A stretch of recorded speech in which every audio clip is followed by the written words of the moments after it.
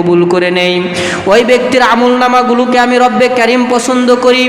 কোন ব্যক্তির আমলনামা, এই সম্পর্কে রব্বে কারীম কোরআনুল হাকিমের ভেতরে বলেন, যেই ব্যক্তিরা দুনিয়ার মানুষদেরকে অস্বীকার করে, দুনিয়ার মানুষ ওই সমস্ত মানুষদের অন্তর্ভুক্ত হয় না যারা ইহুদি খ্রিস্টান বৌদ্ধদের অন্তর্ভুক্ত থাকে, ইহুদি খ্রিস্টানদেরকে সাপোর্ট করে, কিন্তু সে মুসলমান হওয়ার পরেও সেই ব্যক্তিকে সাপোর্ট না করার কারণে আমি রব্বে কারীম তার আমল নামার ভেতরে ৭০টা করে নেকি লিখে দেই।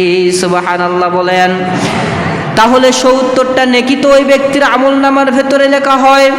যেই ব্যক্তি সর্বদাই হাসি খুশি অবস্থায় মুসলমানের সাপোর্ট করে, সর্বদাই মুসলমানদেরকে মহাব্বত করে ভালোবাসে, রব্বে কারীম বলেন আমি তো ওই ব্যক্তির সাপোর্ট করি, ওই ব্যক্তিকেই মহাব্বত করি।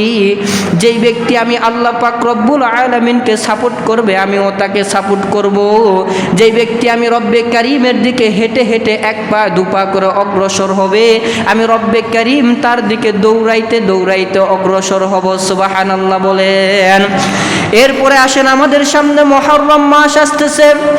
নবীজি আমার হাদিস শরীফের ভেতরে সুন্দর করে বলেছেন, আল্লাহ পাক রব্বুল আলামিনের কাছে 4টা মাস সবচাইতে দামি।